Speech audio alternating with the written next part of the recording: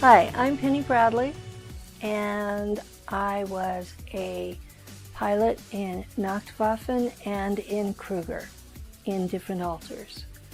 I was first abducted when I was 4 years old, and I spent 55 years away from my family, and I was age regressed and returned to them in a short enough period of time that they never knew I was gone.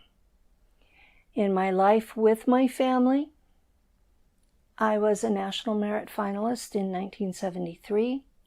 I graduated junior college in 1974 with an AA in mathematics. I spent a couple of years getting married and getting stabilized, and then went to San Diego State for 3 semesters, where I had to drop out because I had lupus, which was related to my time in space. When I was first kidnapped, I was traveled cross-country in a Jeep at night and ended up at Langley, Virginia, and they kept me most of 5 years. The first year or so, they spent mind fracturing me. And when that was completed, they took me to Montauk for about 6 months, testing me in the chair. The people that were running it were really upset because I would go multidimensional rather than traveling in time like they wanted me to. There was a Draco warrior that was supervising the process, and when the humans wanted to kill me, he just stepped forward and said, "No, I'll chip her. And when she leaves, I'll hunt her down." And while it did further enslave me, it saved my life. He said I was more valuable than the rest because I could go multidimensional. And actually, that's the skill that made it where I could be a pilot and navigator. Because when we do the warp jumps, you have a setting for each dimension of space, 2 of time, the time that you leave and the time that you return to, and then the Q setting, which is for which dimension you travel through. And you have to be psychic enough to make sure that you're not going to come back inside a planet or a sun or something like that. So that was why the Draco wanted to save me, because he knew I had that ability. So after Montauk, I was taken back to Langley, where my abilities were weaponized.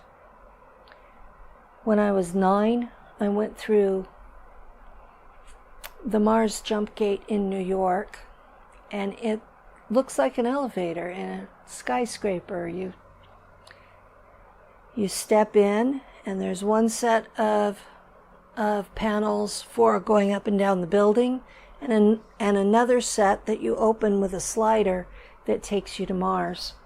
And the walls morph like you're in a wormhole, and it took about 20 minutes to get there. And we came to Ares Prime, or Ares Prima, as they called it in the German colony. It was more a base than a colony, but there were colonists there. And I was put into school with the German kids. And I was in the Schule for 10 years. And I was 19 when I graduated and was put behind the wheel of a fighter jet. I was part of a unit of women pilots that they called the Valkyren, which translates into the Valkyries.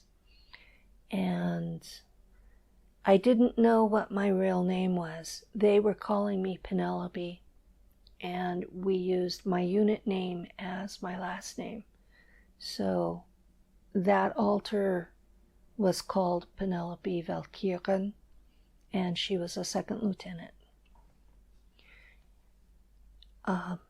Most of my duties were air support for the war against the Raptors, which the Germans started.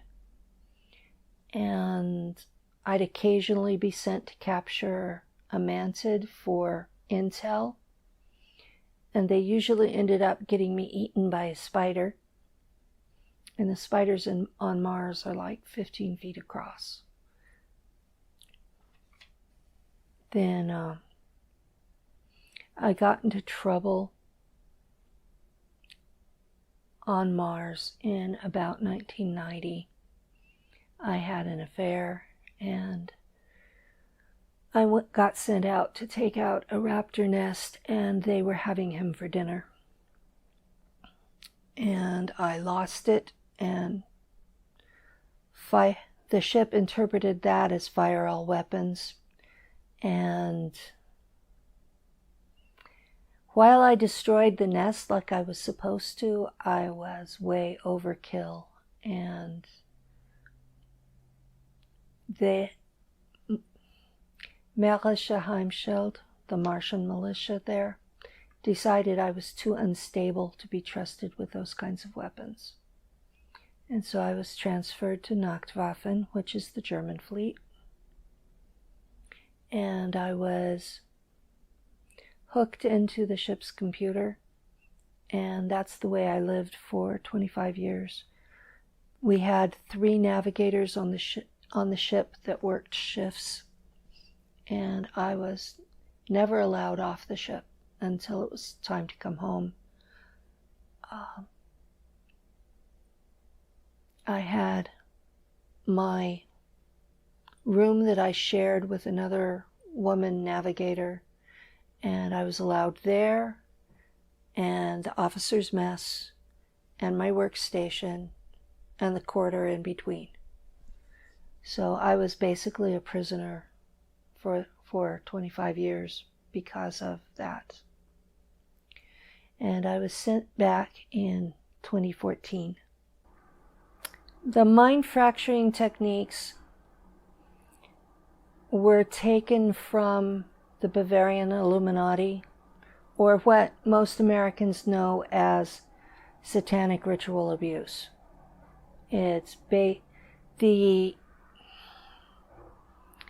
idea is that if you torture an adult, they go catatonic or just scream forever, or they die, and you have lost a useful asset.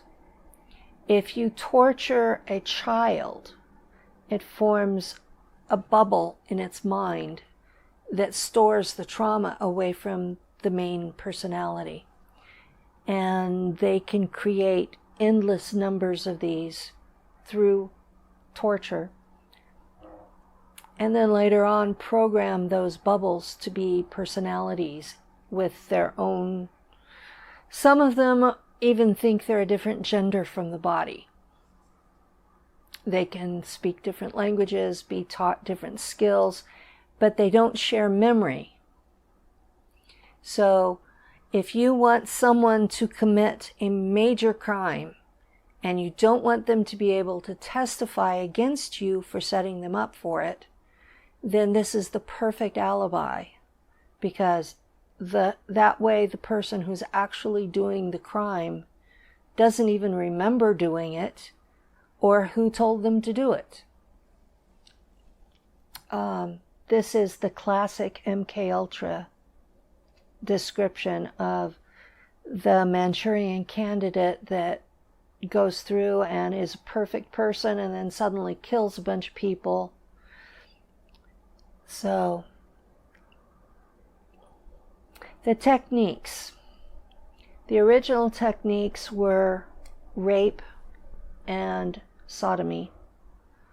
And the sodomy of a child, their pelvis looks like a butterfly, and that's where the Monarch group got their name is from children's pelvises. And they took it to the extreme that they even put butterflies in the child's mouth while they're doing it. It's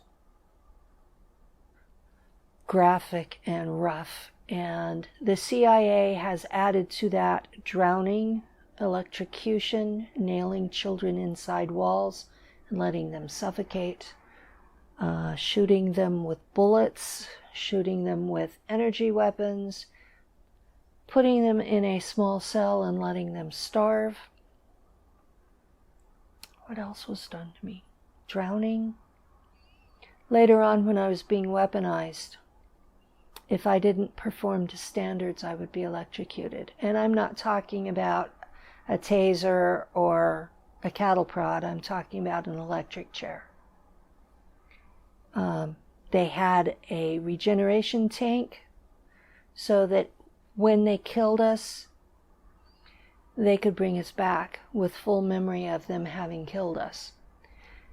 The end result was not only did they have the 13 by 13 by 13 cube of bubbles or altars that Stuart Swerdlow describes, but they also taught us, you can't die. We won't let you die. You can die all you want, but you don't get to stay dead. So there is no fear of death. Actually, most of us kind of welcome the eventual death because that's the only freedom we ever get. And the other thing is that since death is not an option, we have to do what we're told without questioning or arguing.